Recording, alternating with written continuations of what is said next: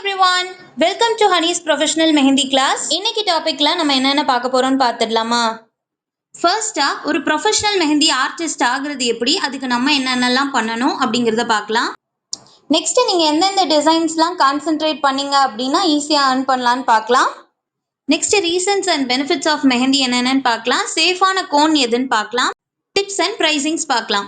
மெஹந்தி பொறுத்த வரைக்கும் கண்டினியூஸா ப்ராக்டிஸ் பண்ண உங்களோட ஸ்கில்ஸும் நல்லா டெவலப் ஆகும். நீங்களுமே புது புது டிசைன்ஸ் கிரியேட் பண்ண ஆரம்பிப்பீங்க.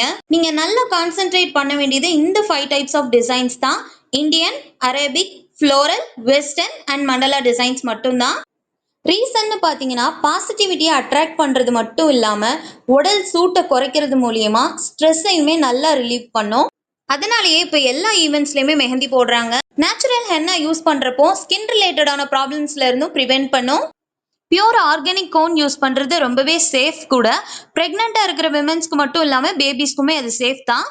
டிப்ஸில் உங்களுடைய கிளைண்ட் வேக்சிங்கோ ஷேவிங்கோ பண்ணுறாங்க அப்படின்னா மெஹந்தி போடுறதுக்கு 3 நாளைக்கு முன்னாடியே அவங்கள பண்ண சொல்லிடுங்க.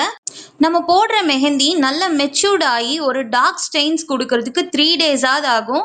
அதே போல் மெஹந்தி போடுறதுக்கு முன்னாடியே கிளைண்ட்டை ரெஃப்ரெஷ் ஆகிக்க சொல்லிடுங்க. ஏன்னா 24 ஹவர்ஸ்க்கு சோப்போ வாட்டரோ கையில் படாமல் இருந்தால் ஸ்டெயின் நல்லா டார்க்கராக இருக்கும். ஆஃப்டர் கேர் டிப்ஸில் ஹென்னா பேஸ்ட் நம்ம போட்டதுக்கு அப்புறமா அட்லீஸ்ட் குறைஞ்சது கையில் 4ல இருந்து 6 மணி நேரமாவது கையில் இருக்கணும். அது சீக்கிரம் ட்ரை ஆகாமல் இருக்கிறதுக்கு நீங்கள் நேச்சுரல் சீலண்ட் ஸ்ப்ரே யூஸ் பண்ணிக்க சொல்லலாம். அதே மாதிரி கையில் தண்ணி படாமல் இருக்கிறதுக்காக ஆஃப்டர் கேர் பாமோ இல்லை ஆஃப்டர் கேர் ஆயிலோ அந்த மெஹந்தியை ரிமூவ் பண்ணதுக்கு அப்புறமா நீங்கள் யூஸ் பண்ண சொல்லலாம். அதே போல் தண்ணி வச்சு அந்த பேஸ்ட்டை வாஷ் பண்ண வேணாம். கை வச்சு ரப் பண்ணியே அந்த ட்ரை ஆன பேஸ்ட்டை ரிமூவ் பண்ணிக்கோங்க. நெக்ஸ்ட் ப்ரைஸிங்னு பார்த்தீங்கன்னா டிசைன்ஸ் பொறுத்தும் சைஸ் பொறுத்தும் கஸ்டமைசேஷன் பொறுத்தும் ப்ரைஸிங் வேரி ஆகும்.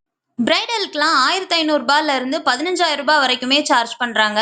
பிகினராக இருக்கிறப்போ 1500 ரூபாயிலிருந்தே பிரைடலுக்கு ஸ்டார்ட் பண்ணுங்க. அதுவே உங்களுக்கு அட்வைசபிள் தான். இந்த இமேஜில் லென்த் ஸ்பிளிட்டாக இருக்குது பார்த்தீங்களா, அதை வச்சே நீங்கள் ப்ரைஸிங் ஃபிக்ஸ் பண்ணிக்கலாம். இந்த இமேஜையுமே நான் உங்களுக்கு குரூப்பில் சென்ட் பண்ணிடுறேன். Thanks for watching. Stay positive. Bye. Take care.